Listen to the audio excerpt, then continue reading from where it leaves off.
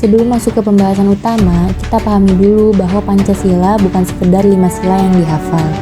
Pancasila adalah hasil perjuangan bangsa Indonesia untuk mencari dasar negara yang bisa mempersatukan seluruh rakyat dari berbagai latar belakang. Sebagai generasi muda, penting bagi kita untuk memahami bagaimana nilai-nilai itu lahir dan berkembang, supaya kita bisa terus menjaga semangat persatuan dan keadilan yang terkandung di dalamnya. Pada masa ini, para pendiri bangsa mengadakan sidang BPUPKI untuk merumuskan dasar negara. Dari sinilah lahir Piagam Jakarta yang kemudian disempurnakan hingga ditetapkan sebagai Pancasila pada 18 Agustus 1945. Proses ini menunjukkan nilai gotong royong dan musyawarah yang kuat, karena setiap tokoh berusaha mencari titik tengah antara kepentingan kelompok dan kepentingan nasional. Dari sini, saya belajar bahwa toleransi dan semangat kompromi sangat penting, terutama di era sekarang, ketika perbedaan sering memecah belah. Nilai-nilai inilah yang harus terus dijaga oleh generasi muda. Setelah merdeka, Indonesia masih menghadapi banyak tantangan, mulai dari agresi militer hingga pergolakan politik dalam negeri. Dalam masa-masa sulit ini, nilai persatuan Indonesia benar-benar diuji. Saya pribadi merasa perjuangan masa itu mengajarkan kita arti cinta tanah air yang sebenarnya, bukan hanya lewat kata-kata, tapi lewat pengorbanan. Generasi muda hari ini bisa meneladani semangat itu dengan cara sederhana, seperti menjaga keharmonisan sosial dan berkontribusi positif bagi lingkungan sekitar. Pada masa Orde Lama, Presiden Soekarno mengeluarkan Dekret 5 Juli 1959 untuk menegaskan kembali berlakunya Undang-Undang Dasar 1945 dan Pancasila sebagai dasar negara.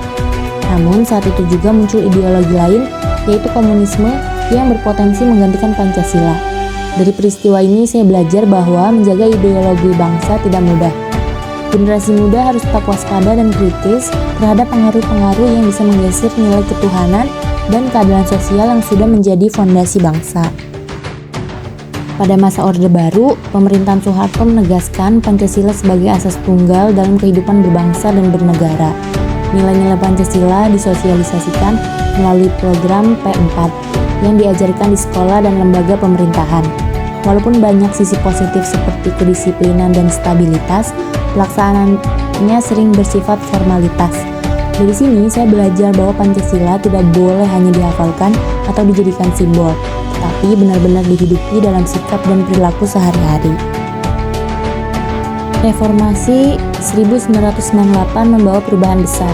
Rakyat menuntut kebebasan berpendapat dan pemerintahan yang bersih. Namun di era digital sekarang, kita menghadapi tantangan baru seperti hoax, ujaran kebencian, dan menurunnya etika dalam bermedia sosial. Disinilah nilai-nilai Pancasila harus kembali dihidupkan, terutama sila kedua dan keempat, yaitu kemanusiaan yang adil dan beradab serta kerakyatan yang dipimpin oleh hikmat kebijaksanaan. Generasi muda perlu belajar bijak, sopan, dan menghargai perbedaan, baik di dunia nyata maupun dunia maya. Dari perjalanan sejarah tadi, kita bisa lihat bahwa Pancasila tidak pernah kehilangan maknanya. Ia terus beradaptasi dengan perubahan zaman, tapi nilai dasarnya tetap sama: ketuhanan, kemanusiaan, persatuan, demokrasi, dan keadilan. Sebagai generasi muda, tugas kita bukan hanya menghafal, tapi mengamalkan. Menjadi pribadi yang toleran, adil, jujur, dan cinta tanah air. Itulah cara sederhana untuk menjaga api Pancasila tetap menyala di masa depan.